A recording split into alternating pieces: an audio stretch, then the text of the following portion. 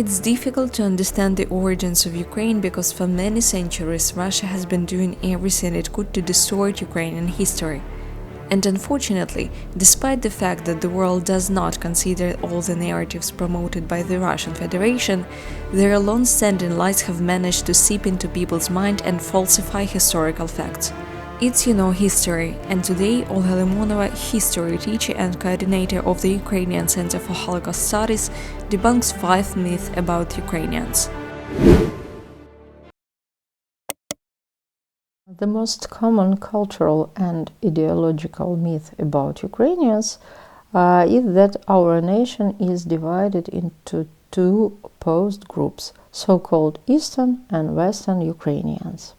It is said that Eastern ones mostly speak Russian, as if they are more attached to the urban culture of large industrial regions, as if they don't care about initial Ukrainian customs, and even if they do, it's more about Soviet traditions of the mid-late 20th century rather than the initial Ukrainian ones.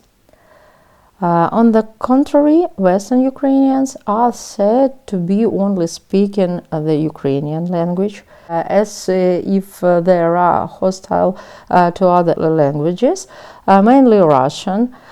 It's said they only carry an agrarian traditional culture.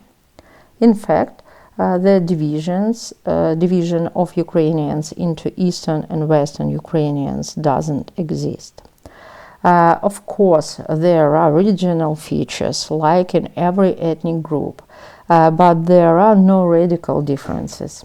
It's worth mentioning that in the 19th century, the Ukrainian national revival began in Slobozhanщina, which is mistakenly considered the Russian-speaking region.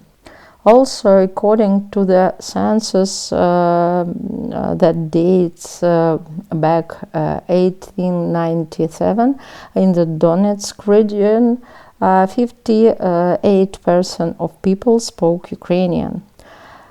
Similarly, there was no hostility to the Russian language in the Galician of Volyn region until the outbreak of Russia's war on Ukraine in 2014. All in all, this myth was and is intended to apply the principle of Guy Julius Caesar, distribute and rule. If you convince Ukrainians from different regions of large Ukraine that they are different, sooner or later it will work. And then, once Ukrainians are grouping around a common idea, it is enough to throw the so-called language questions or something like that. The next myth related to the previous one is one nation. The essence of the myth is that since ancient times there have been 3 fraternal peoples of the Eastern Slavs.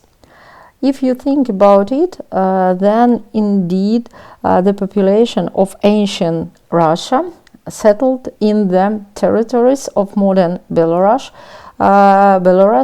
Ukraine and Russia.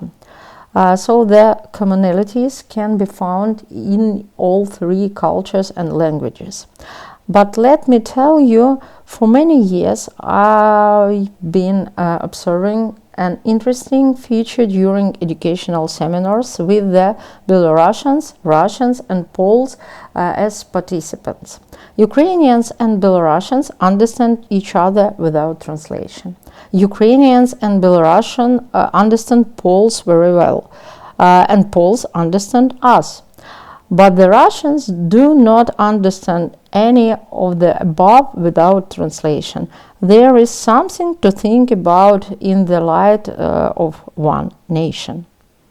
The myth associated with traditions, which is mentioned first of all, is Father Frost.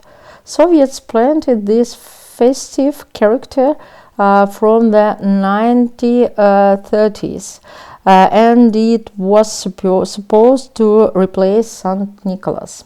According to the ethnologist Yaroslava Muzichenko, almost of European peoples had the so-called Christmas grandfather. We had one too. He is reflected in our fairy tales and described like this. This grandfather, white as milk, with a long white beard, in white clothes. Meanwhile, Father Frost comes from Russian literary tales. This image spread very quickly throughout Russia because there was no Saint Nicholas, no Christmas grandfather, and they wanted to be like everyone else in Europe. The myth associated with art is the so-called the great Russian artist Ilya Repin. Ilya Repin was born in the Kharkiv region in the city of Chuguyev, was a descendant of the Cossack family, was friends with Ukrainian historians and artists, and devoted numerous art pieces to Ukraine. He did not speak Ukrainian, which he regretted corresponding with fellow countrymen. In fact, Repin never agreed to all the requests of the Soviets to return to the motherland, which they thought was Russia. The irony is that during the Winter War of 1939-1940, the Russians captured the Finnish town where the artist had an estate. And the estate itself, with the artist's grave, was turned into a museum in the name of Repin, a great Russian artist. And finally, the Miral Myth about the native Kiev citizen Mikhail Bulgakov. Unlike Ilya Repin, who lived and worked in Russia, Bulgakov spent most of his life in Kiev. He adored the city itself, but he hated Ukrainians in the capital of Ukraine. He is a vivid example of Ukrainophobia. Bulgakov put his attitude and thoughts into the lips of the characters of the novel The White Guard, which is soaked in contempt, fear, and hatred of Ukrainian Kiev. So the fact that the writer was born, grew up, and lived in Kiev did not turn him into a Ukrainian even for a minute.